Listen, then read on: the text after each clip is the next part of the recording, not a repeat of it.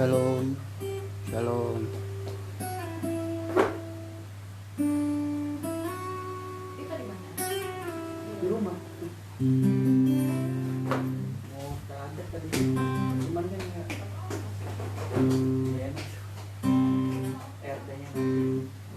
Iya, nggak bisa sembarangan. Nggak ada orang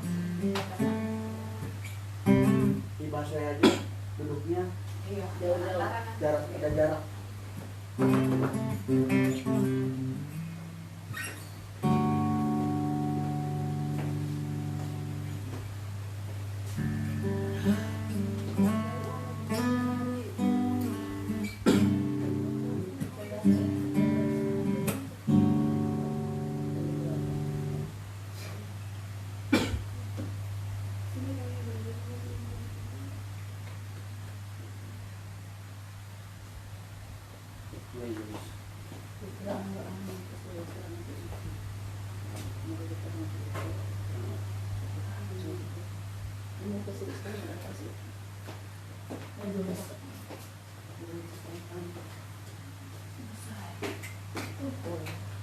Ini berapa lama ini mati? Coba lihat tuh. Wah, di dalam. Udah mati.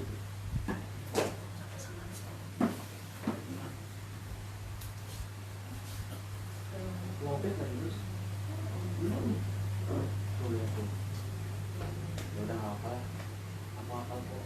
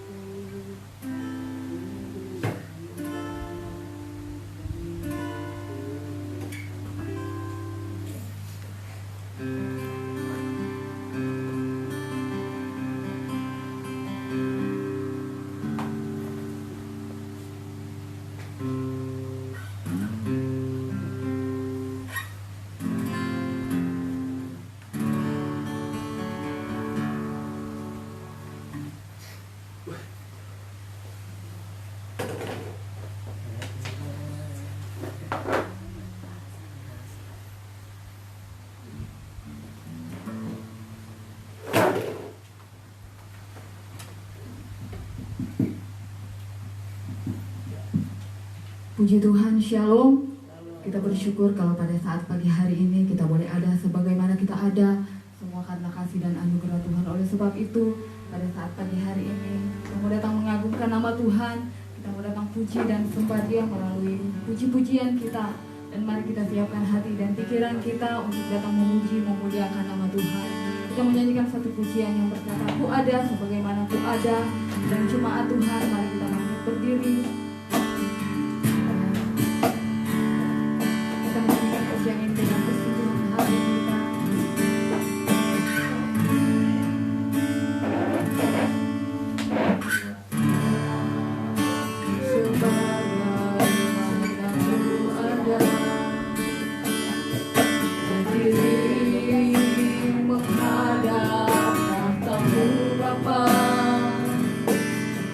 Semua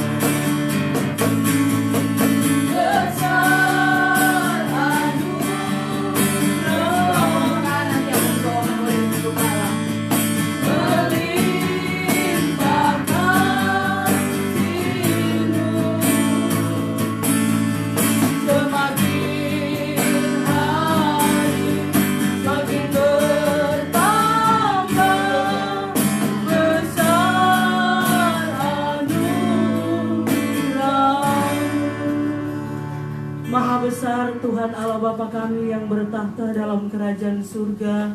Bapa yang kami panggil Engkau di dalam nama Tuhan Yesus Kristus. Engkau adalah gembala kami yang baik, bahkan Raja di atas segala raja yang patut kami sembah baik siang maupun malam.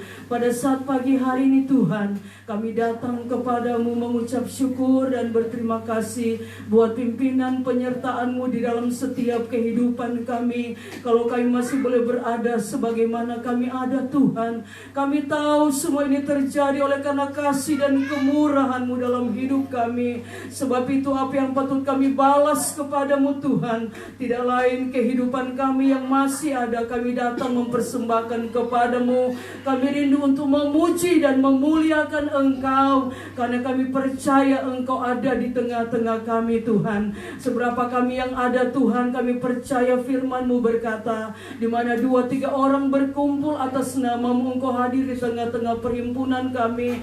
Oleh karena itu berikan kepada kami kesukaan untuk memuji dan memuliakan Engkau, untuk membalas segala kebaikan Tuhan dan pertolongan-Mu dalam hidup kami. Terima kasih Bapa di surga, acara ibadah kami pada saat pagi hari ini kami mau tetap serahkan ke dalam tangan-Mu dari awal pertengahan sampai pada akhirnya. Biar semua ini boleh berjalan oleh karena pimpinan Roh Kudus-Mu yang menyertai kami. Tuhan, kuduskan kami semua dan layakkan kami dan setiap mereka yang akan mengambil bagian dalam acara ini, baik WL Tuhan maupun pemain musik sampai pada pemberitaan firman Allah.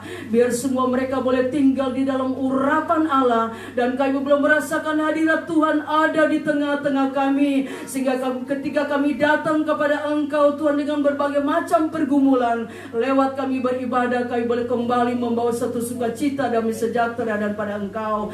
Berkati juga seluruh sidang Jumat yang ada di rumah masing-masing yang menyaksikan acara ini Tuhan. Engkau lawati mereka, Engkau jamah mereka. Berikan selalu kekuatan, kesehatan, kesukaan untuk memuji dan memuliakan Engkau, sehingga berkat-berkat Tuhan boleh kami alami dalam setiap kehidupan kami semua. Terima kasih Tuhan, pada pagi hari ini kami mau siap untuk memuji Engkau. Berikan roh puji-pujian bagi kami, berikan kesukaan bagi kami untuk kami dapat mengagungkan Engkau pada pagi hari ini. Kami tahu Tuhan, iblis tidak tinggal diam mengganggu kami. Oleh karena itu kami bersatu hati memanggil nama-Mu. Kami mau tengking segala kuasa kegelapan itu. Hanya di dalam nama Tuhan Yesus Kristus setan kau keluar. Darah Tuhan Yesus Kristus yang berkuasa bergerak di lucunisai. Terima kasih Tuhan. Kami akan buka acara ibadah kami pada pagi hari ini dan kami alaskan di dalam nama Tuhan Yesus Kristus yang menjadi Tuhan dan Juru Selamat kami. Haleluya. Amin. Puji Tuhan, silakan duduk kembali.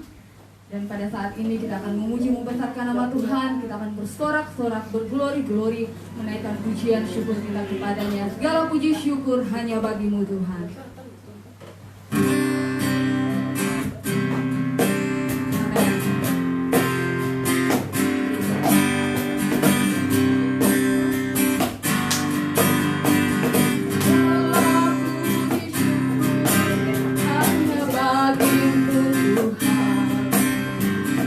Sebab kau yang layak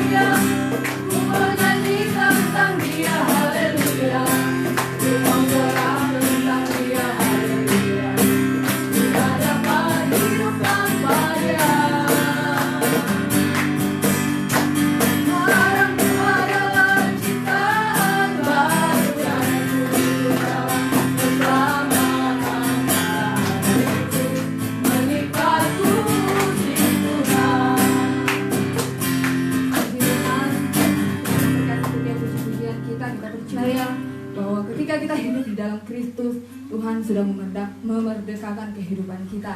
Dan pada saat ini kita akan memberikan korban persembahan kita kepada Tuhan. Mari kita berikan yang terbaik bagi Tuhan, karena Tuhan sudah terlebih dahulu memberikan yang terbaik bagi hidup kita. Besarkan nama Tuhan. Haleluya.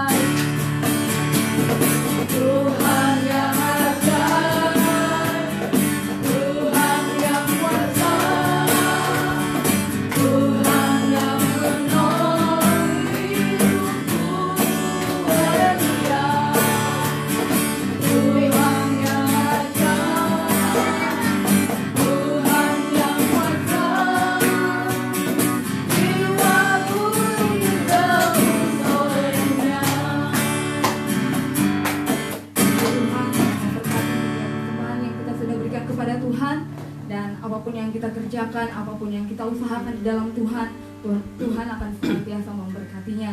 Dan saat ini mari kita siapkan hati kita untuk diisi dengan kebenaran firman Tuhan yang sanggup mengubahkan kehidupan kita dan yang sanggup memberikan jawaban dari setiap pergumulan yang kita hadapi. Bagi Tuhan tak ada yang mustahil. Kita nyanyikan pujian ini, ku yakin saat Kau berfirman. Kita nyanyikan dengan kesungguhan hati kita, dengan penuh iman kita, bahwa ketika Dia berfirman, saya ada aman dalam kehidupan kita. Dan jemaat Tuhan, mari kita bangkit berdiri. Ku yakin saat Kau berfirman, ku menang saat Kau berfirman.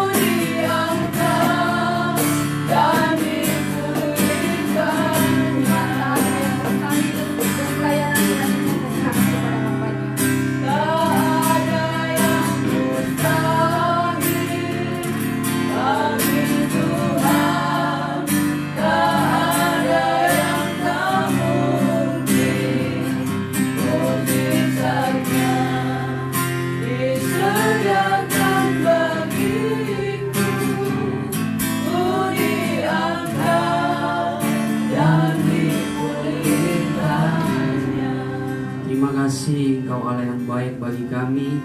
Engkau Allah yang selalu mengasihi kami Tuhan. Hingga pada saat kesempatan ini kami boleh dapat berkumpul untuk memuji dan memuliakan nama-Mu. Di dalam segala keterbatasan kami, di dalam segala kekurangan kami Tuhan, kami mau merendahkan diri di hadapan-Mu agar kami boleh menerima berkat curahan Roh Kudus, terlebih anugerah-Mu yang akan memenuhi segala kebutuhan keperluan kami selama kami hidup di dalam dunia ini. Bahkan Engkau memberkati kami dengan suatu janji akan kehidupan yang kekal. Di dalam Engkau kami percaya ada kelimpahan Tuhan, sebab Engkau Allah yang punya emas dan perak. Sesungguhnya ajari kami terus untuk kami selalu dekat dan mencari Engkau, sebab kami akan memperoleh hidup. Terima kasih Bapa di sorga. Saat ini kami mau mendengar firman-Mu. Sekiranya juga Engkau memberkati setiap tangan-tangan yang sudah memberikan persembahan. Engkau yang menilik hati mereka. Semua yang memberikan dengan penuh sukacita akan Engkau kembalikan dengan sukacita yang baru, berkat yang baru, berkat tubuh jasmani, terlebih berkat rohani. Terima kasih Tuhan, saatnya kami mau menerima firman-Mu. Bentuklah kehidupan kami, ajarkan kami untuk menjadi anak-anak-Mu, hamba-hamba-Mu yang siap menerima berkat kekekalan. Namun memang Tuhan, kami harus mengalami setiap tantangan, tetapi kami percaya Engkau menjadi sahabat setia kami, selalu menghibur kami, selalu menguatkan kami, bahkan selalu menjaga kehidupan kami. Terima kasih Tuhan. Segala bentuk kuasa kegelapan yang mengganggu jalannya pemberitaan firman Tuhan, kami menolak semuanya itu. Segala roh-roh yang menyusup, mengambil atau mencuri damai sejahtera dalam hati kami, kami tolak demi nama Tuhan Yesus Kristus. Setan iblis, engkau pergi keluar. Darah Tuhan Yesus yang berkuasa. Haleluya. Terima kasih Tuhan. Kami sudah berdoa dan siap belajar akan kebenaran firman-Mu. Urapi kami semua dalam nama Tuhan Yesus Kristus. Haleluya. Amin. Puji Tuhan, silakan duduk. Shalom bagi kita semua. Ya, pada kesempatan ini kita tetap bersyukur kepada Tuhan kalau kita masih boleh diberikan kekuatan, kesehatan yang sempurna, semua karena kemurahan Tuhan, bukan karena kuat dan gagah kita, tetapi semua karena penjagaan dan pemeliharaan daripada Tuhan. Mari kita buka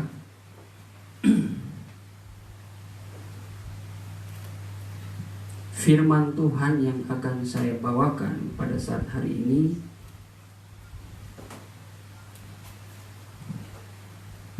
Ya, di dalam Injil Matius pasal yang ke-7. Matius pasal yang ke-7 ayat yang ke-6.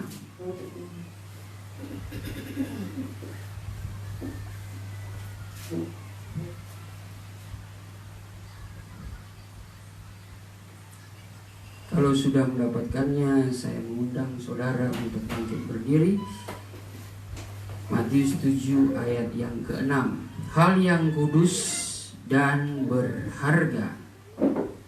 Demikian firman Tuhan. Jangan kamu memberi barang yang kudus kepada anjing, dan jangan kamu melemparkan mutiaramu kepada babi, supaya jangan diinjak-injaknya dengan kakinya, lalu ia berbalik mengoyak kamu. Puji Tuhan, silakan duduk. Ya, saudara yang dikasihi Tuhan, kalau bagi orang-orang awam yang baru bertumbuh rohaninya, mungkin mereka akan kebingungan dan agak resah ketika membaca firman Tuhan ini yang cukup tajam. Tetapi bagi mereka yang dewasa, mereka bisa menerima ini. Sebab di sini juga merupakan perkataan dari Yesus sendiri. Tuhan Yesus mengatakan, jangan memberikan suatu barang yang kudus dan berharga kepada anjing, dan jangan kamu melemparkan mutiaramu kepada babi. Artinya ini menunjuk kepada perkara rohani. Mutiara ini digambarkan sebagai kebenaran firman Tuhan. Tidak heran kalau kita melihat firman Tuhan di dalam tulisan Rasul Petrus dalam 2 Petrus pasal yang kedua ayat yang ke-26 ya. Sebelum saya melanjutkan, kita buka 2 Petrus 2. Ayat yang ke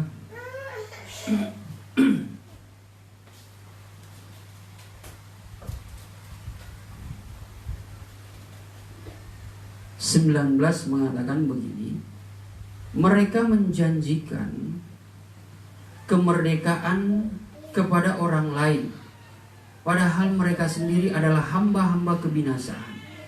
Karena siapa yang dikalahkan orang, ia adalah hamba orang itu. Sebab jika mereka oleh pengenalan mereka akan Tuhan dan Juru Selamat kita, Yesus Kristus, telah melepaskan diri dari kecemaran-kecemaran dunia, tetapi terlibat lagi di dalamnya, maka akhirnya keadaan mereka lebih buruk daripada yang semula. Karena itu, bagi mereka adalah lebih baik jika mereka tidak pernah mengenal jalan kebenaran daripada mengenalnya, tetapi kemudian berbalik dari perintah kudus yang disampaikan kepada mereka. Bagi mereka, cocok apa yang dikatakan peribahasa yang benar ini, anjing kembali ke muntahnya, dan babi yang mandi kembali lagi ke kubangnya. Jadi firman Tuhan ini cukup tajam, bahkan bisa dikatakan tajam bagi setiap kita yang mendengar. Dan ini merupakan suatu peringatan yang keras. Kalau kita sebagai orang-orang percaya sudah menerima kebenaran itu, sesungguhnya kita orang-orang yang sangat beruntung. Kita adalah orang-orang yang sangat berharga. Karena oleh kepercayaan kita, Tuhan mencintai kita. Kita ini dibeli bukan dengan harta dunia ini. Kita ini dibeli dengan darahnya Yesus, kematiannya Yesus. Dalam kehidupan kita sehari-hari mungkin kita akan merasa hutang budi dengan orang yang rela berkorban dengan kita, walaupun orang itu masih hidup. Tetapi kalau orang itu sampai mati cuma gara-gara mungkin menolong hidup kita, itu selama-lamanya seumur hidup kita pasti akan merasa berhutang budi. Begitu juga kehidupan kita sebagai orang percaya, ibarat kata kita mempunyai hutang kepada Tuhan. Tetapi Tuhan bukan saja dalam pengertian bukan membuat kita tertekan ya, oleh karena kita mempunyai hutang budi dengan Tuhan, tidak. Artinya Tuhan memang mau melakukan itu karena Dia mengasihi.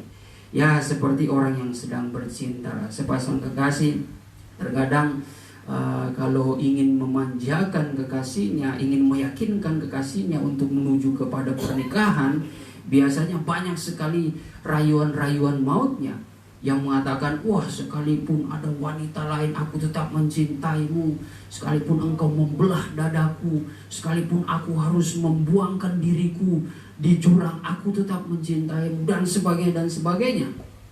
Sehingga meyakinkan kepada si perempuan ini supaya bahwa perempuan ini betul-betul mau memilih dia sebagai laki-laki sejati yang akan mencintai dia selama-lamanya. Nah, ini sebenarnya gambaran juga Tuhan Yesus yang sudah berani menyatakan cintanya tanpa suatu inisiatif dari gereja Tuhan, yaitu saya dan saudara. Sehingga Dia berani mati, Dia bukan cuma di bibir, bukan cuma di mulut rayuannya, bukan cuma di mulut segala perkataan dan janji manisnya, tidak. Tetapi Dia melakukannya juga. Itulah sebabnya 1 Yohanes 3 ayat yang ke-18, minta tolong bacakan 1 Yohanes 3 ayat yang ke-18. 1 Yohanes 3 ayat 18, anak-anakku, marilah kita mengasihi bukan dengan perkataan atau dengan lidah, tetapi dengan perbuatan dan dalam kebenaran. Nah, kalau kita manusia menuntut kepada kekasih kita, jangan cuma di mulut aja dong, Pak. Jangan cuma di mulut aja dong, Ma. Lakukan dengan perbuatan, dengan kebenaran dari cerita-cerita, rayuan-rayuan dan sebagainya.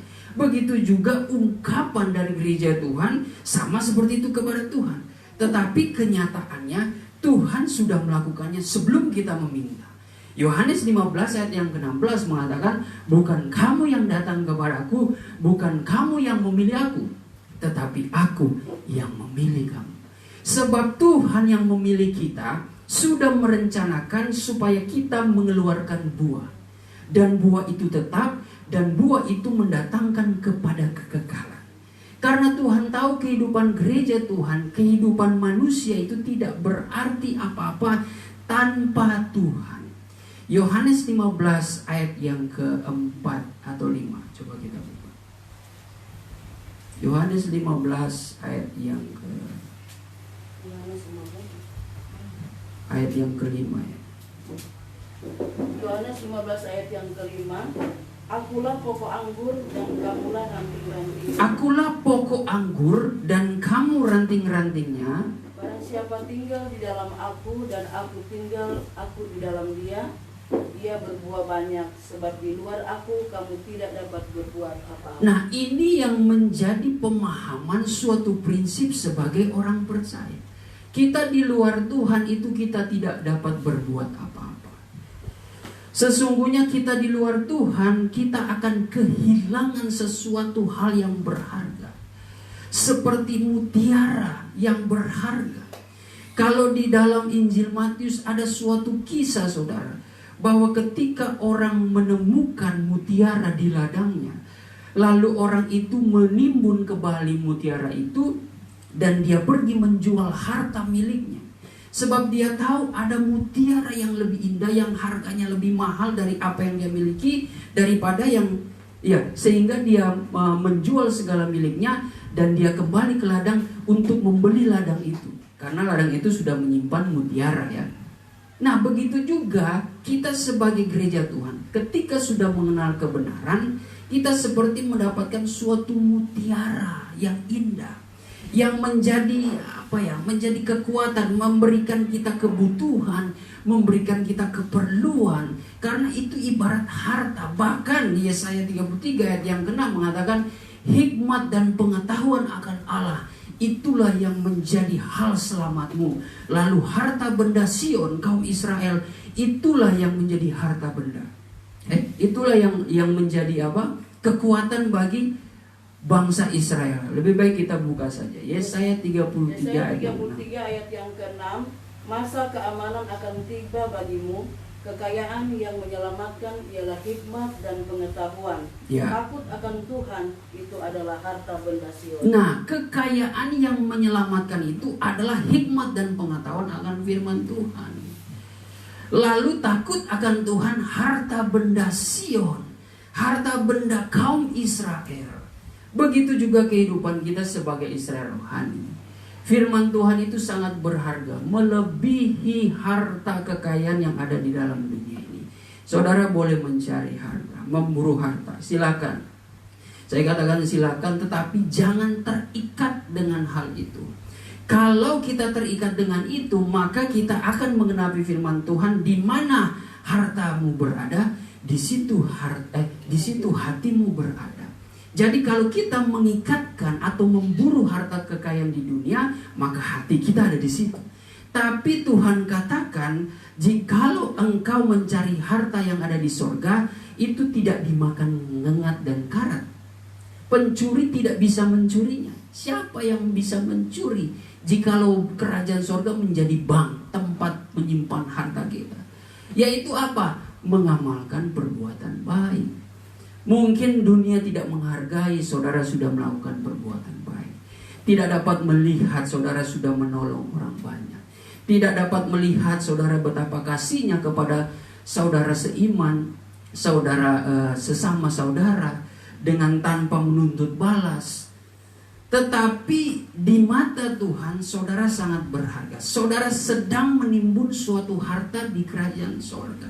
Dan ngengat karat itu tidak bisa merusakkannya. Kalau saudara menyimpan harta di bumi, ya bisa kemalingan. Bisa saja itu menjadi rusak dimakan ngengat dan karat. Bisa saja seperti itu. Karena itulah firman Tuhan. Tetapi yang terpenting di sini hati-hati. Jangan hati kita ini terpaut dengan kekayaan dunia. Namun di mana hati kita berada, disitulah firman Tuhan. Nah, itulah yang membuat saudara merupakan orang-orang yang menghargai mutiara itu. Tetapi melalui konteks ini kita diperingatkan dengan keras. Awas, hati-hati, jangan kita sudah mengenal kebenaran, tetapi kita berbalik dari kebenaran. Jangan heran, itu menjadi suatu teguran bahwa kita bagaikan anjing yang kembali ke muntahnya. Ya, kalau saudara piara anjing, biasa kalau anjing muntah itu dijilat lagi kan. Terus ya kalau saudara piara babi, ya saya nggak pernah lihat babi itu dimandiin terus ke kubangnya. Tapi kalau menurut firman Tuhan mengatakan ini, saya percaya ya memang keadaannya seperti itu. Babi biar sudah dimandiin tetap dia suka main di lumpur. Kehidupan kita sudah diangkat oleh Tuhan, sudah dibeli dengan harga yang mahal lewat kebenaran firman Tuhan, sudah dikeluarkan dari kotoran dosa, lalu dipakaikan pakaian-pakaian suci dan kudus supaya saudara nampak seperti perempuan gereja yang cantik rohaninya. Namun kembali lagi Petrus katakan tadi, tahu-tahu orang ini tidak perlu mengenal kebenaran. Karena ketika dia berbalik, ayat tadi mengatakan dia lebih jahat. Inilah yang menggenapi ayat pokok kita. Ketika mutiara barang berharga, barang yang kudus diberikan kepada anjing dan babi, ya mohon maaf ya, kepada anjing dan babi ini, dia akan apa tadi dikatakan? Dia akan mengoyaknya, berbalik mengoyak kamu, akan menginjak-injak dengan kakinya dan akan berbalik mengoyak kamu. Coba lihat orang yang sudah mengenal kebenaran, lalu dia berbalik, coba ditegur, kasih firman Tuhan. Apa sih, nggak usah sok tahu lah dan sebagainya. Nggak bisa ditegur, malah mereka marah. Itulah sifat dari apa yang diperkatakan firman Tuhan. Kita buka coba di dalam Mazmur 49. Mazmur 49 ayat yang ke 21. Kalau di Alkitab ayat 21 ya, tetapi kalau di handphone itu ayat 20. Mazmur 49 ayat 21. Manusia yang dengan segala kegemilangannya tidak mempunyai pengertian. Manusia yang dengan segala kegemilangannya tidak mempunyai pengertian, terus boleh disamakan dengan hewan yang dibinasakan. Boleh disamakan seperti hewan, seperti binatang dan yang dibinasakan. Begitu juga gambaran gereja Tuhan yang sudah mengenal Kristus, sudah mengenal kebenaran, sesungguhnya mereka sedang dipakaikan kembali oleh kemuliaan Tuhan dengan firman-Nya. Sehingga saudara adalah orang yang sangat amat berharga di mata Tuhan.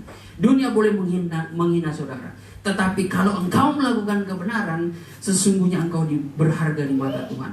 Kalau Tuhan yang mengangkat, tidak ada seorang pun yang dapat merendahkan. Itu kalau kita hidup di dalam Tuhan. Kita mungkin direndahkan oleh orang-orang di dalam pekerjaan kita, di dalam usaha kita. Tapi kalau saudara bertahan, 1 Petrus 4 ayat yang ke-16, sesungguhnya ketika kita mengalami penderitaan oleh akibat bully dari orang-orang yang tidak senang dengan kita, tapi tetap melakukan kebenaran, saat itulah kasih karunia ada padamu. Kita buka coba 1 Petrus 4 ayat 16 ya. 1 Petrus 4 ayat yang ke-16. Ya. Tetapi jika ia menderita sebagai orang Kristen, maka janganlah ia malu, Ya. melainkan hendaklah ia memuliakan Allah dalam nama Kristus itu. Ayat sebelumnya ayat Ayat 15. 14, berbahagialah kamu jika kamu dinista karena nama Kristus, sebab roh kemuliaan yaitu roh Allah ada padamu. Ya, sampai situ saja. Tadi ayat 14 ya. Iya. Ya, ayat 14 itu kalau kita mengalami penderitaan itu kalau makna sesungguhnya juga dari arti kalimat tersebut itu berbicara tentang suatu tekanan. Manusia yang mengalami penderitaan itu mengalami suatu tekanan. Nah, apapun itu tekanannya, dalam pekerjaan saudara mendapatkan tekanan, dalam hubungan suami istri, dalam hubungan orang tua kepada anak dan sebagainya. Pokoknya ada tekanan yang membuat saudara menderita. Tetapi kalau saudara mengalami tekanan itu demi kebenaran, saudara nggak usah khawatir. Ada waktunya Tuhan yang tepat dan indah. Ketika Tuhan mengangkat, justru Tuhan akan membungkam orang-orang yang sudah tidak senang dengan saudara, yang tidak suka dengan kemajuan saudara. Asalkan kita betul-betul bertahan di dalam Tuhan. Bahkan kita menerima kemuliaan berkat yang daripada Tuhan. Nah, kembali lagi, manusia yang dengan kegemilangannya dalam Mazmur tadi, artinya manusia yang sudah menerima kebenaran. Itu gemilang, gemilau, indah di mata Tuhan. Tapi kalau nggak ada pengertian yang benar, pengertian dan melakukan kehendak firman Tuhan, maka dia sama seperti binatang. Karena binatang tidak ada akal budi, tidak ada akal sehat. Kalau di dalam zaman rasul-rasul, Paulus sudah menekankan hati-hati ada para pengajar, ada para hamba-hamba Tuhan. Ini bukan cuma hamba-hamba Tuhan, mereka sudah mengajarkan dengan perkataan yang tidak sehat lagi. Sebab Paulus mengklaim perkataan sehat yang dia maksud adalah perkataan tentang Kristus. Coba kita buka di dalam 1 Timotius 6 ayat yang ke-1 saja mulai sampai ayat yang ke-5. Timotius 6 ayat pertama. Semua orang Dari ayat 2 saja, tidak mengapa. jika Tuhan mereka seorang percaya, janganlah ia kurang disegani karena bersaudara dalam Kristus, melainkan hendaklah ia dilayani mereka dengan lebih baik lagi. Karena Tuhan yang menerima berkat pelayanan mereka ialah saudara yang percaya dan yang kekasih. Ajarkanlah dan nasihatkanlah semuanya ini. Jika seorang mengajarkan ajaran lain dan tidak menurut perkataan sehat, yakni perkataan Tuhan kita Yesus Kristus, dan tidak menurut ajaran yang sesuai dengan ibadah kita, ia adalah seorang yang berlagak tahu. Ia adalah seorang yang berlagak tahu, terus Padahal tidak tahu apa-apa. padahal nggak tahu apa-apa. Terus Penyakitnya ialah mencari-cari soal dan bersilat kata. penyakitnya adalah mencari-cari masalah, mencari-cari soal. Karena memang perkataannya tuh nggak ada yang memberkati. Sementara di dalam Kolose 3 ayat yang ke-16, hendaklah perkataanmu limpah dengan kekayaan firman Tuhan, supaya di dalamnya engkau bisa saling menasehati, saling menegur. Kalaupun kita menegur, kita limpah dengan firman Tuhan. Kata-kata yang baik, bukan kata-kata yang kotor yang membuat jatuh iman orang, bukan. Terus Yang menyebabkan dengki, cedera, fitnah, curiga, ya. percekcokan antara orang-orang yang tidak lagi berpikiran sehat dan yang kehilangan kebenaran, yang mengira ibadah itu adalah suatu sumber keuntungan. Ternyata Paulus melihat dalam penggembalaan di Efesus yang dipercayakan kepada Timotius anak muda ini sebagai hamba Tuhan. Hati-hati, bahwa sesungguhnya di dalam jemaat ini ada penyusup, bahkan ada pengajar yang memperkatakan firman, yang sok berlagak tahu tentang firman tetapi nggak tahu apa-apa. Justru dia jago ngomong untuk bersilat kata, saudara, yang menyebabkan percekcokan, yang menyebabkan iri, kedengkian, cedera, fitnah, curiga, dan sebagainya. Makanya di dalam Mazmur 1 ayat yang ke-1 mengatakan apa? Berbahagialah orang yang tidak berdiri di jalan orang fasik. Silakan baca coba. Ibu Ana coba baca. Mazmur 1 ayat yang pertama.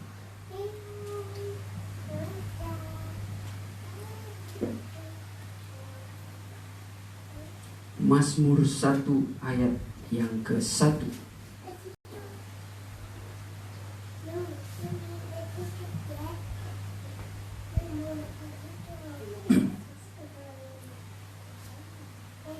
Dapat?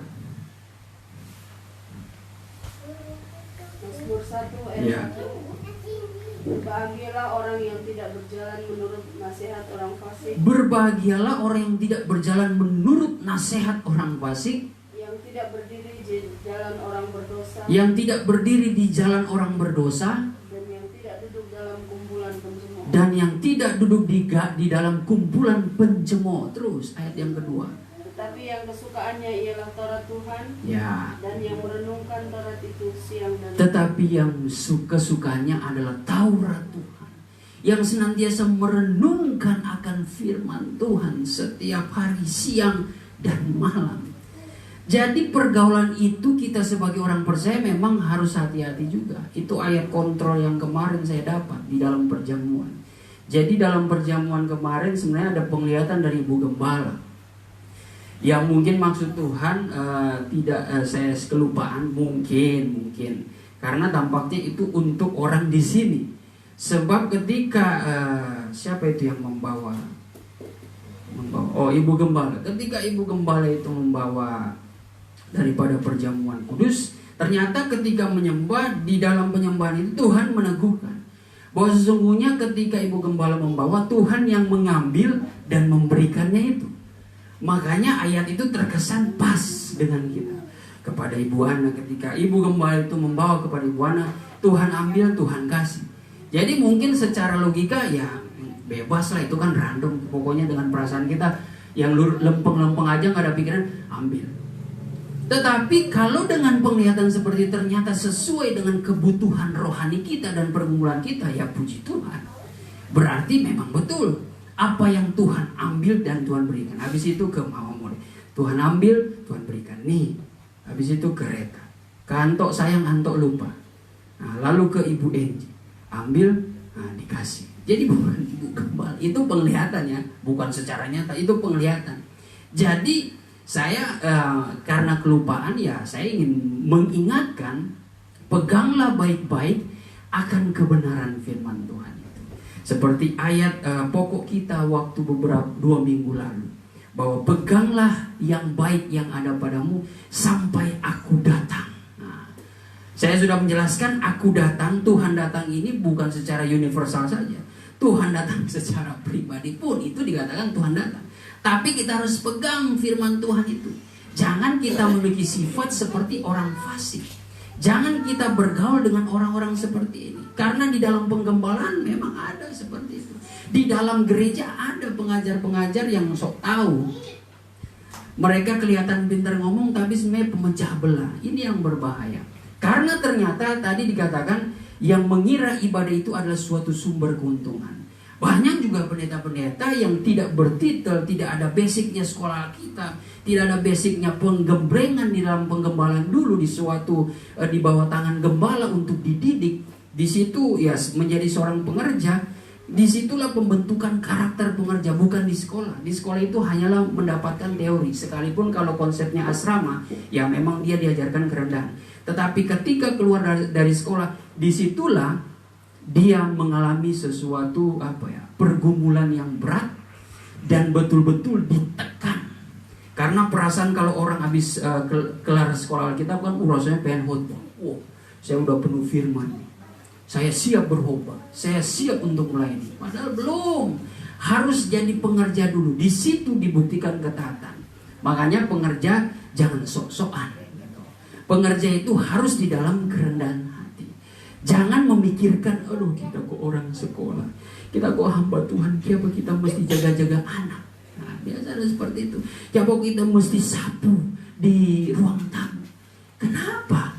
Saudara kalau berpikir hal seperti itu, saat itu saudara sudah mulai mengesampingkan firman Tuhan. Kan ada firman Tuhan di dalam Kolose 3 ya, ayat 23 mengatakan, segala sesuatu yang kamu perbuat, lakukanlah itu bukan untuk manusia, tetapi kepada Tuhan.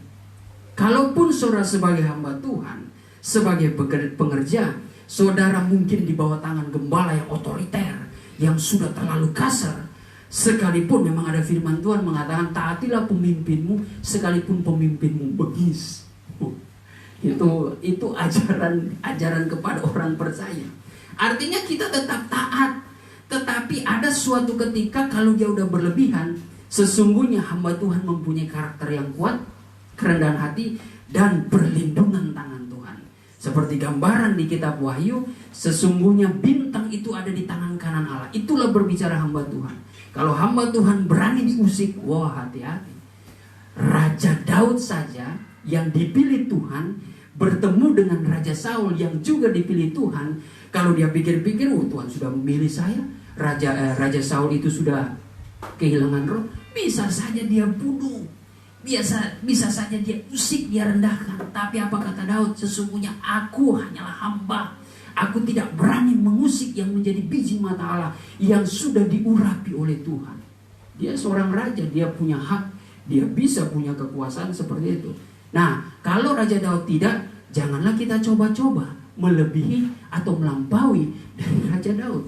Siapa kita yang mencoba-coba untuk merendahkan? Biasanya orang yang bertipe seperti anjing dan babi yang dimaksudkan firman Tuhan ini, sedangkan kebenaran saja mereka rendahkan, mereka koyak, mereka injak-injak, apalagi cuma hidup saudara. Ya, kasihan. Gak peduli, karena sudah roh cinta akan dirinya sendiri. Itu adalah roh yang terjadi di hari-hari terakhir. Kalau kita sudah merasa seperti itu, kita harus bertobat. Kita harus mulai sadar. Puji Tuhan kalau masih ada kepekaan. Berarti ada roh yang belum terpadamkan, tapi sudah mulai sayup-sayup. Tapi kalau kita ada kepekaan, kita bergerak, itu baru. Engkau bagaikan orang yang mendirikan rumah di atas batu. Sehingga banjir datang, angin datang, engkau akan tetap kuat. Engkau tetap memuliakan Tuhan. Tapi kalau engkau berdiri di atas kebenaran, di atas pasir, ya roboh. Suatu saat Tuhan akan merendahkan engkau. Tapi kalau Tuhan yang mengangkat engkau berdiri di atas kebenaran, bagaimana caranya Tuhan merendahkan? Tidak bisa sementara hidupmu mempermuliakan Tuhan. Makanya hati-hati. Kita belajar dari perempuan Kanaan. Perempuan Kanaan yang saya sudah khotbahkan kemarin, bagaimana kita mencari kebenaran itu. Tidak mengapa sebagai konteks ayat terakhir untuk menutup ibadah kita. Menutup firman Tuhan. Di dalam Matius pasal yang ke-15. Matius pasal yang ke-15.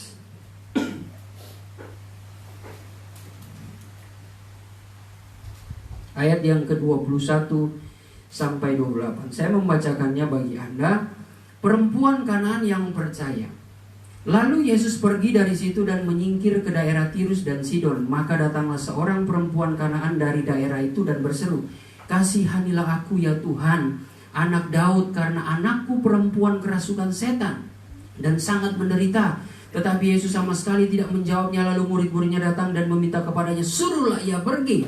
Ia mengikuti kita dengan berteriak-teriak." Jawab Yesus, "Aku diutus hanya kepada domba-domba yang hilang dari umat Israel." Tetapi perempuan itu mendekat dan menyembah dia sambil berkata, "Tuhan, tolonglah aku." Tetapi Yesus menjawab, "Tidak patut mengambil roti yang disediakan bagi anak-anak dan melemparkannya kepada anjing." Kata perempuan itu, "Benar Tuhan." Namun anjing itu makan remah-remah yang jatuh dari meja tuannya. Maka Yesus menjawab dan berkata kepadanya, "Hai ibu, besar imanmu, maka jadilah kepadamu seperti yang kau kehendaki." Dan seketika itu juga anaknya sembuh. Saudara, kita menemukan dari cerita ini seorang perempuan yang ingin mencari kebenaran. Kebenaran itu yang menyembuhkan anaknya. Dan dia mencari itu dengan penuh usaha. Dengan rasa lapar dan haus akan kebenaran itu. Makanya di dalam Matius 5 ayat yang ke-6, "Berbahagialah orang yang lapar dan haus akan kebenaran, sebab mereka akan dikenyangkan dengan mujizat-mujizat Allah." Nah, kita ambil cara perempuan ini. Dia orang Samaria.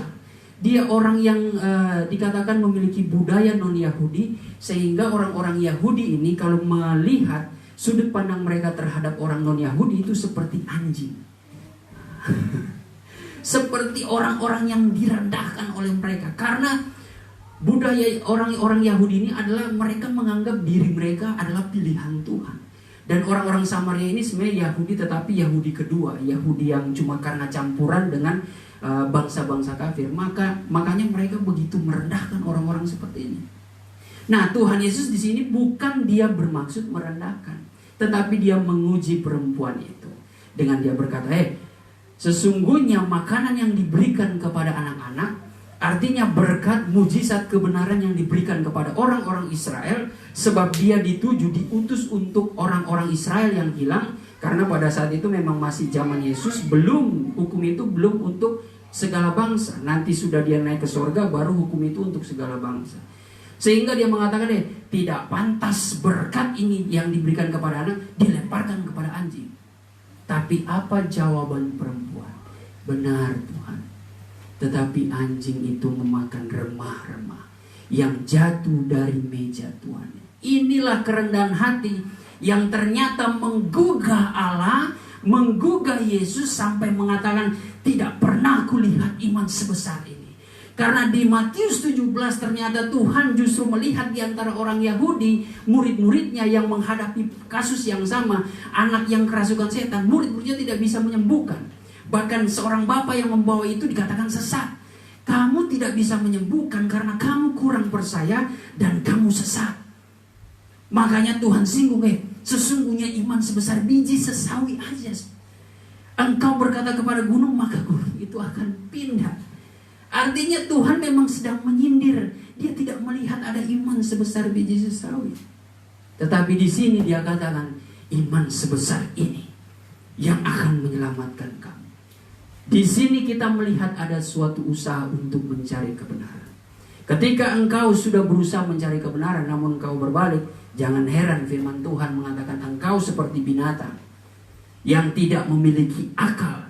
Binatang itu hanya nafsu instingnya untuk memburu, untuk membunuh.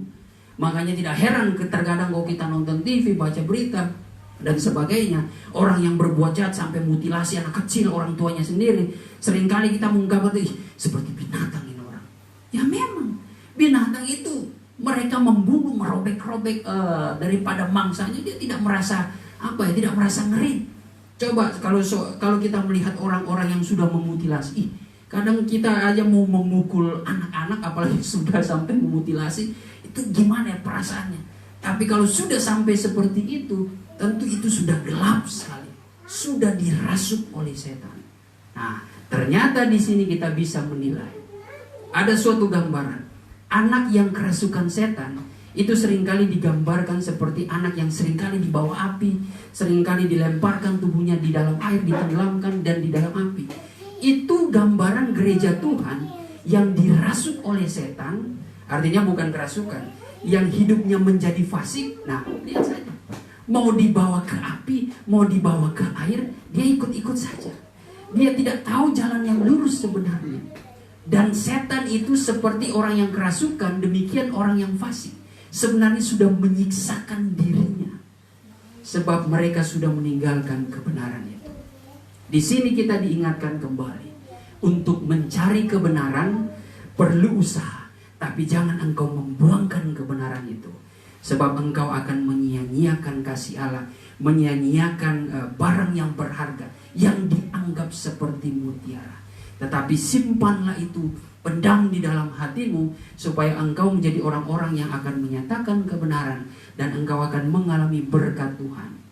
Di era zaman sekarang ini adalah era di mana banyak sekali doktrin yang menyesatkan. Ini yang saya mau ungkit, di mana banyak orang pengajar-pengajar itu sudah mengajarkan tentang perintah-perintah manusia, bahkan pelajaran tentang setan.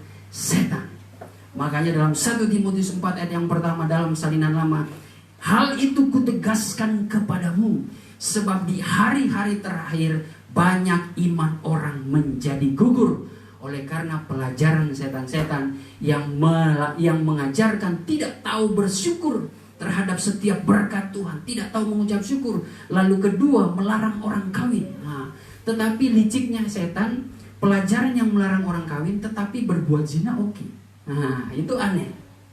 Makanya mereka yang kerasukan setan, saya anggap orang yang kerasukan setan tidak perlu kawin lah. Ribet kalau kawin, udah terikat selama-lamanya. Lebih baik ya berbuat sesuatu hubungan intim seperti layaknya orang kawin, tapi tidak perlu disahkan secara nikah. Ini hati-hati bagi anak muda. Saya ingatkan, jangan terlibat dengan pergaulan seperti ini. Pergaulan yang buruk merusakkan segala kebiasaan yang baik. Hati-hati, kita sebagai anak-anak muda, kita sudah hidup dalam kebenaran, memiliki kebiasaan yang baik. Tapi ketika engkau melakukan hal-hal yang buruk, wah, itu akan merusakkan. Orang yang sudah berdiri di atas kebenaran, kalau rusak, itu rusak juga wibawa di hadapan Tuhan. Kalau rusak wibawa di hadapan Tuhan, maka otomatis dia akan rusak wibawanya di hadapan manusia. Seorang pendeta kalau sudah melakukan dosa, berzina, korupsi, lihat, hancur habis-habisan. Popularitasnya, ya sudahlah, kalau bicara popularitas sudah daging mungkin itu ya. Tetapi orang yang mengenal dia langsung masa sih nggak percaya, sampai ya Tuhan, udah mulai hilang kepercayaannya. Bagaimana dia mau melayani kembali? Pasti ada traumatik dalam diri jemaat. Benar gak nih dia mengajarkan? Apakah betul dia sudah kembali kepada kebenaran? Menjadi pertanyaan, jadi penghambat firman yang sudah sampaikan. Nah, itu tugas juga sebagai hamba Tuhan. Tetapi ini juga menjadi tugas bagi kita semua. Kita diingatkan lewat firman Tuhan ini supaya kita tetap menjadi manusia yang tetap dalam kegemilangan oleh karena kebenaran firman Tuhan. Jangan menjadi orang yang memiliki karakter yang meremehkan firman Tuhan. Supaya kita jangan dianggap seperti anjing dan babi yang betul-betul tidak menghargai kebenaran. Ketika kita sudah jatuh dalam dosa, lalu kita sudah menolak kebenaran, wah, itu sangat disayangkan. sangat amat disayangkan. Sulit untuk menegur orang seperti itu. Tetapi hanya dengan kuasa doa itu kembali kepada kasih Tuhan Yesus yang akan dapat menyinari dan mengubahkan hati mereka.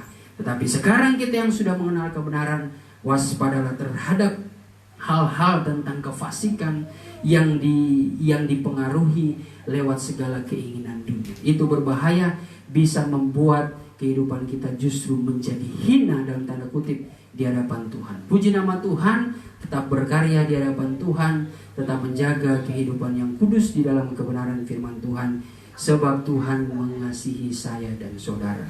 Kita akan berdoa, kita angkat pujian terlebih dahulu.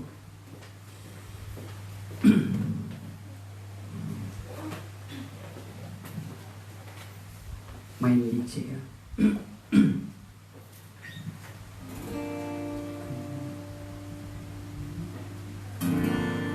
Percaya janji-Mu ajaib terukir dalam kehidupanku. Mari kita bangkit berdiri.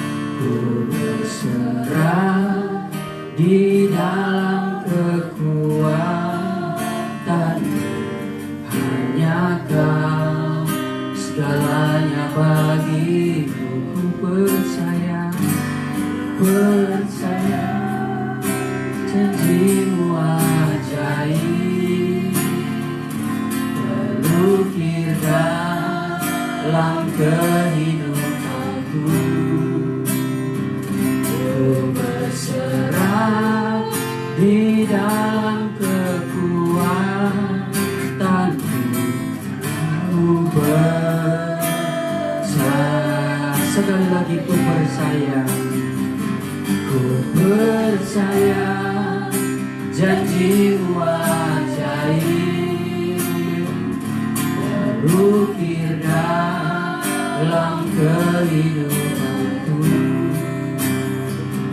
Ku berserah di dalam kekuatanku, hanya Kau segalanya bagiku. Ku percaya janji-Mu ajaib terukir dalam kehidupanku. Ku berserah di dalam kekuatanku. Ku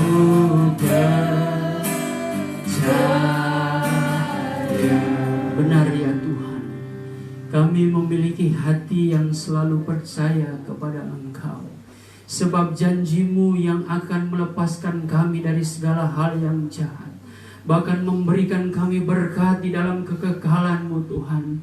Biarlah kehidupan kami terikat dengan janji firman-Mu ya Bapa, agar ketika kami hidup di dalam dunia ini, kami boleh senantiasa mengalami pemeliharaan yang sempurna daripada-Mu Tuhan. Di dalam menghadapi setiap tantangan hidup, banyak hal-hal yang membawa kami kepada kefasikan, dengan segala keinginan dunia dan kemanisan dunia yang ada, membuat kami menjauh dari kasih-Mu Tuhan.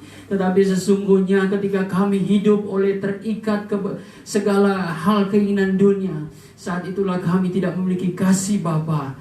Oleh sebab itu Tuhan, biarlah kami tetap mempertahankan kehidupan kami di dalam kebenaran-Mu, menjadi suatu barang yang berharga yang kami simpan di dalam hati, agar kami tidak berbuat dosa. Kami senantiasa diajarkan untuk selalu mengandalkan Engkau Tuhan, karena Engkau yang sanggup mempedulikan kehidupan kami. Terima kasih Tuhan, janji firman-Mu telah kami dengar pada saat hari ini. Kuduskanlah dan meteraikanlah di tanah hati kami, agar itu menjadi benih yang hidup, bertumbuh, berbunga dan berbuah-buah di hadapan-Mu, mengubahkan karakter kami menjadi dewasa di hadapan-Mu Tuhan. Dan maka kami akan layak menerima janji setia-Mu. Oleh sebab itu saat ini kami rindu untuk menyembah Engkau dalam roh dan kebenaran. Engkau curahkan anugerah-Mu Tuhan. Engkau dapat Tuhan memberikan janji setiamu lewat anugerah-anugerah roh-Mu Tuhan yang Kau berikan kepada anak-anak-Mu Tuhan. Tidak ada perkara yang mustahil ketika kami membuka hati kami merendahkan hati kami mau menerima berkat yang besar itu Tuhan. Oleh sebab itu, bersihkanlah, layakanlah kehidupan kami. Kami mau menyembah Engkau Tuhan. Segala roh kuasa kegelapan yang mencoba menyusup, mengganggu, mengacaukan pikiran kami tatkala kami menyembah, segala roh penyusup itu kami tolak, hancurkan demi nama Tuhan Yesus Kristus. Setan iblis, engkau pergi keluar. Darah Tuhan Yesus yang berkuasa iblis adalah walarai. Terima kasih Tuhan, bangkitkan setiap penyerahan kami, bangkitkan setiap anugerah-anugerah roh-Mu Tuhan, agar kami boleh merasakan petunjuk ilahi daripada-Mu di dalam nama Tuhan Yesus Kristus. Haleluya. Oh sungai dari Allah, oh sungai dari Allah,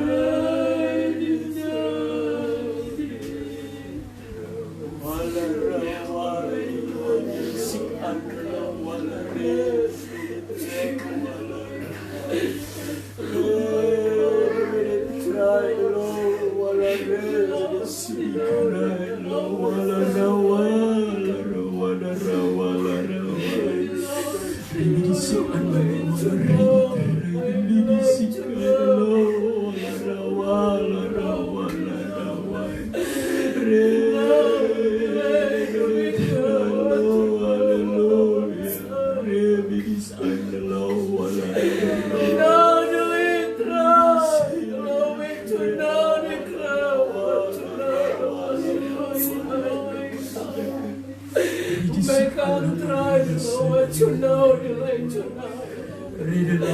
Latra di semikau what you know the cry tonight. Akulah jalan kebenaran dan hidup. Tidak ada seorang pun sampai kepada Bapa kecuali melalui aku. Hai hambaku dan anak-anakku, sejahtera dan berbahagialah kamu karena aku ada di tengah-tengah kamu. Sebab itu menyerahlah kamu dengan sungguh-sungguh. Hormatilah kehadiranku di tengah-tengah kamu. Karena aku datang bukan untuk dilayani, melainkan aku melayani kamu. Aku bertanya kepada kamu, adakah kamu mengasihi aku? Adakah kamu mengasihi aku? Kalau kamu mengasihi aku, kasihilah pekerjaanku dan kasihilah jiwa-jiwa. Natra dilicuna dikrai, hamba-hambaku dan anak-anakku. Aku sangat mencintai kamu, sehingga aku telah angkat kamu dari lumpur dosa masuk ke dalam terangku yang ajaib.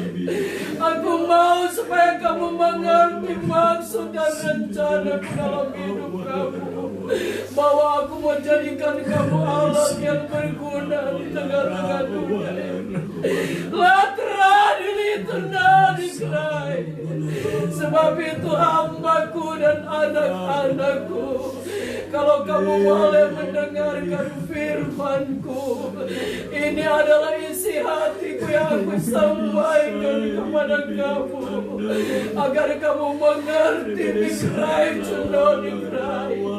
bahwa betapa penting kehidupan kamu berarti di hadapanku. Kalau kamu menjadi berkat, agar namaku tidak dipermalukan, tapi namaku dipermuliakan dalam hidup kamu. Sebab itu berjalanlah kamu di dalam kebenaran. Latra dilicuna dikrai. Karena ingat, kamu baik-baik, kamu hidup di tengah-tengah dunia ini. Tidak sedikit tantangan yang diperhadapkan kepada kamu. Cara manusia kamu tidak mampu dan sanggup menghadapinya. Tetapi kalau kamu ada di dalam aku sedia memberikan kekuatan, kemampuan bagi kamu. Sehingga di dalam segala sesuatu yang kamu kerjakan, ada hasil yang tidak mengecewakan kamu. Sebab itu hambaku dan anak-anakku, tetaplah kamu setia di dalam melayani pekerjaanku. Jangan kamu remehkan firman-Ku. Jangan kamu remehkan panggilanku dalam hidup kamu. Karena aku memanggil, karena aku mau memakai setiap kehidupan kamu dengan caraku sendiri. Let crowd know the cry. Aku tahu tiap-tiap kerinduan hati kamu mengiring aku dan melayani pekerjaanmu. Satu hal yang perlu aku ingatkan kepada kamu, bahwa tujuan kamu melayani aku untuk memenangkan jiwa-jiwa, menyelamatkan mereka yang masih ada dalam jurang dosa. Apa hambaku dan anak-anakku, kalau kamu boleh aku selamatkan juga orang lain lewat kehidupan kamu, yang kamu telah terima firman yang merupakan mutiara dalam hidup kamu. Bagi-bagikanlah itu kepada orang lain, agar mereka memperoleh keselamatan sama seperti kamu. Ayah hambaku, apa yang sedang kamu hadapi di hari-hari ini, di tengah-tengah dunia ini, dikrai.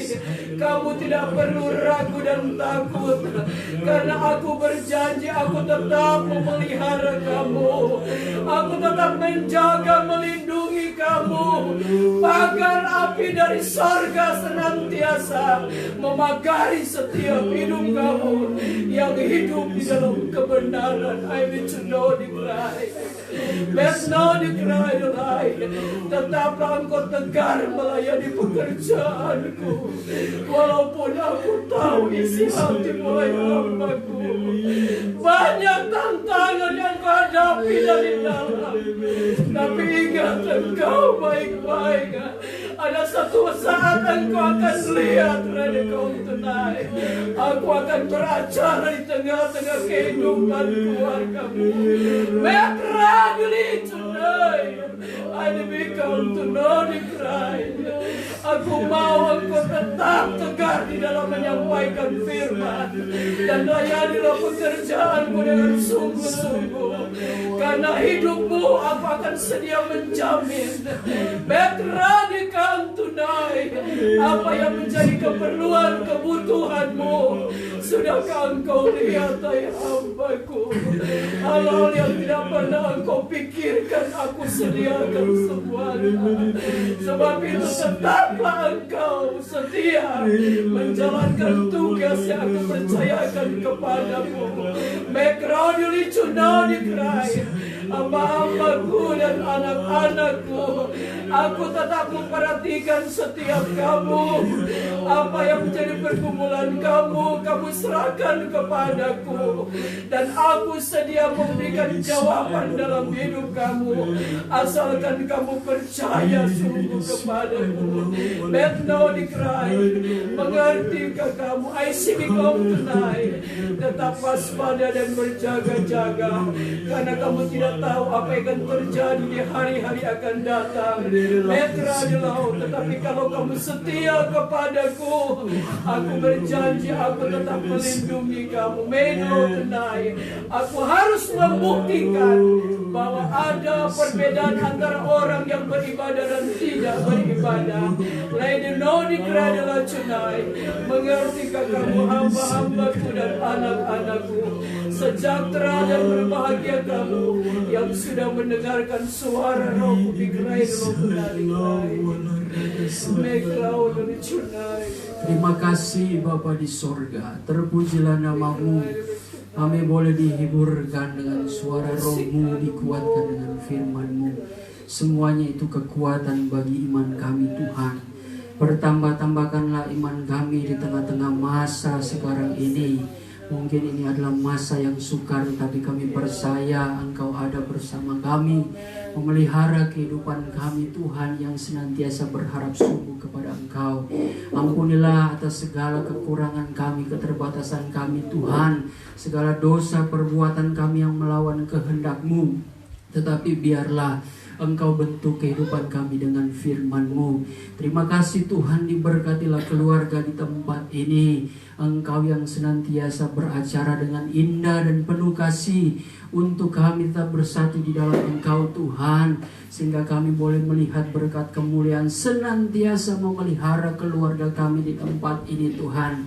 Satu persatu Engkau menilik hati kami dalam segala usaha kegiatan mereka, diberkati. Engkau yang senantiasa membuka jalan. Di dalam nama Yesus Engkau memberikan kekuatan, Engkau memberikan hikmat di saat mereka bekerja, usaha, atau apapun yang menjadi kegiatan mereka. Bahkan kami percaya Engkau menyediakan dan mencukupi segala sesuatu kebutuhan kami menurut kekayaan dan kemuliaan yang daripada-Mu Tuhan. Terima kasih, begitu juga dengan sidang jemaat-Mu dan para simpatisan yang hamba-Mu tidak sebutkan nama mereka satu persatu, tetapi Engkau Allah yang sempurna mengetahui pribadi mereka lepas pribadi. Engkau yang akan tetap memberkati usaha mereka besar atau kecil Tuhan. Tolong Engkau yang memberikan kekuatan, hikmat yang daripada-Mu, agar mereka Tuhan tetap dapat memberikan buah-buah. Tetap Tuhan, walaupun Kehidupan orang percaya di tengah masa sukar itu bagaikan pohon yang sekalipun di tengah-tengah masa gersang, tetapi yang daunnya tetap hijau, yang tetap dapat mengeluarkan buah-buah. Sebab pohon itu tertanam di tepi aliran sungai. Begitu juga anak-anakmu Tuhan, jemaatmu, simpatisan yang berharap sungguh kepada Engkau, yang selalu mendekat dengan firman-Mu. Mereka akan senantiasa subur Tuhan, senantiasa hidup berkelimpahan, sehingga Engkau dapat membuktikan pemeliharaan-Mu yang sempurna dalam segala kebutuhan keperluan mereka Tuhan. Engkau tetap membuka jalan dalam setiap pekerjaan mereka, dalam segala kegiatan, apapun yang mereka kerjakan Tuhan, Engkau sertai. Roh Kudus memberikan Tuhan roh kejujuran, takut akan Engkau, roh keadilan Tuhan, kebaikan, kemurahan-Mu, sehingga dalam pekerjaan mereka, di dalam lingkungan mereka, mereka juga boleh diberkati dan menjadi berkat. Terima kasih Tuhan, terutama berkat kekuatan kesehatan bagi kami semua Engkau tetap anugerahi, agar kami boleh pakai itu untuk kami datang menyembah Engkau, untuk kami datang beribadah, untuk kami dapat melakukan setiap kehendak-Mu di kehidupan kami hari demi hari. Terima kasih Tuhan, kami tetap percaya kuasa di dalam ibadah ini akan menjadi nyata dalam kehidupan kami Tuhan, sehingga yang lemah dikuatkan, yang sakit akan disembuhkan, yang susah hati akan dihiburkan, yang tertutup jalan akan dibukakan jalan oleh-Mu. Terima kasih Tuhan. Inilah yang menjadi doa kami, dan kami juga serahkan bangsa dan negara kami serta pemerintah, bahkan mulai dari presiden, wakil presiden, pejabat tinggi, para menteri, sampai kepada gubernur Tuhan, bupati, Engkau berkati, sampai kepada pemimpin yang terendah RT RW, Engkau juga tetap memberkati mereka. Berkatilah Tuhan pemerintahan kami, jaga lindungi kaum keluarga mereka.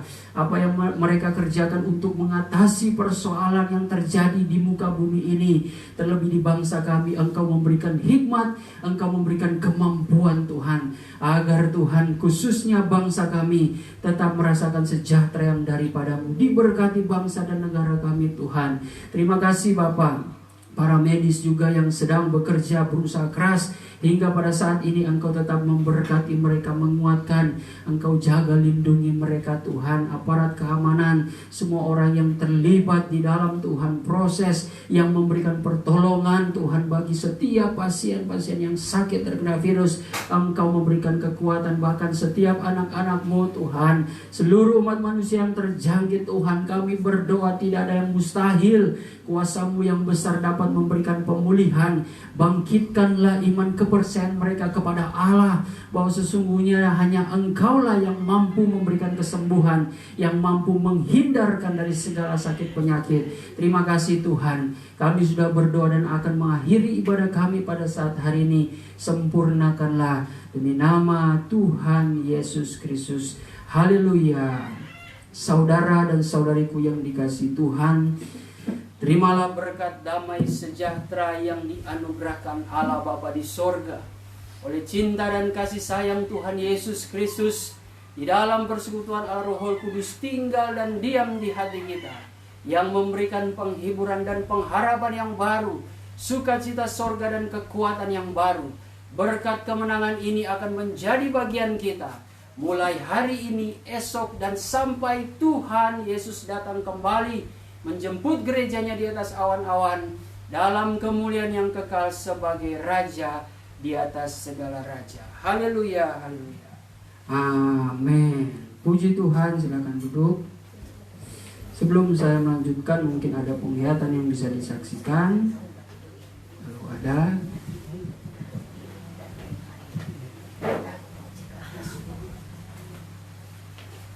dari Ibu Gembala, ada kelihatan.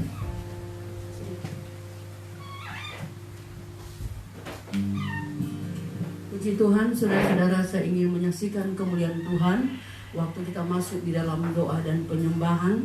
Pertama-tama saya melihat ada satu benda yang seperti bintang bentuknya. Waktu dia turun, dia jatuh pas di tengah-tengah kita, lalu memancarkan suatu kemuliaan sehingga tempat ini menjadi terang semua. Dan waktu ini menjadi terang, saya melihat bahwa Tuhan turun dengan perlahan-lahan dan dia hadir di depan sini, dan dia katakan bahwa Aku datang untuk membuktikan bahwa aku tidak pernah meninggalkan kamu. Kemudian sementara disampaikan yaitu suara nubuatan itu, saya melihat firman Tuhan yang terbuka, di mana yaitu Matius 7 ayat yang ke-6 dengan jelas sekali saya lihat. Kemudian Tuhan perlihatkan kepada kita semua dan dia katakan, jangan sampai kamu meremehkan firman, tapi dengar dan perhatikan baik-baik firmanku. Kemudian sudah saya lihat sewaktu Tuhan mengatakan itu, saya lihat seperti ada satu pagar yang turun ya, sudah memagari kita semua. Dan kita yang ada di dalamnya, tiba-tiba saya lihat seperti ada 2 tiang ya, yang tinggi begitu. Satu tiang, nama saya katakan apa ini waktu Tuhan katakan ini tiang awan dan tiang api. Jadi saudara-saudara, setelah itu penglihatan itu hilang, saudara-saudara, Tuhan datang kepada kita satu persatu. Dia katakan, jangan sampai kamu jenuh dan kamu menolak firman yang kamu terima. Karena firman yang aku sampaikan itu adalah isi hati aku yang aku sampaikan kepada kamu, supaya kamu mengerti firmanku dengan sesungguh-sungguhnya. Dan kamu akan lihat kalau kamu mengerti dan kamu lakukan, ada hal-hal yang indah yang Tuhan buat dalam setiap kehidupan kita. Nah, itu yang saya dengar dengan jelas, saudara-saudara. Dan saya lihat ada ayat ya, Tuhan katakan bahwa kamu hidup dalam kebenaran. Tiba-tiba saya lihat ada Yesaya 33 ayat 15 dan ayat 16 ya. Nggak tahu itu, pokoknya itu jelas saya lihat di depan sini dikasih tunjuk. Dan kemudian saudara-saudara, Tuhan berdiri di depan dan dia katakan, aku mengasihi kamu semua, dan hiduplah kamu dalam kebenaran dan hidup dalam kejujuran, maka kamu akan lihat aku tetap memelihara kamu semua. Nah, saudara-saudara, sesudah itu saya melihat terakhir bahwa firman itu yang disampaikan, Tuhan ada di depan situ dan dia melewati, dan saya melihat dia melihat sekeliling dunia ini. Dia naik di atas gunung dan dia melihat semua yang ada di dalam dunia ini. Dan dia katakan, waktu aku adalah waktu yang tidak lama lagi. Sebab itu tetaplah kamu cari aku dan setia kepada aku. Saat ini kamu belum mengerti, tapi satu saat kamu akan mengerti. Itu dia katakan, saya lihat dia sampaikan kepada dunia. Nah, saudara-saudara, inilah kesaksian penglihatan yang saya nampak. Dan saya saksikan ini hanya di dalam nama Tuhan Yesus Kristus. Ya, puji Tuhan. Tadi ada terang, yaitu suatu tanda yang mendahului hadirnya Tuhan Yesus di dalam roh, dalam penyembahan, dalam roh dan kebenaran.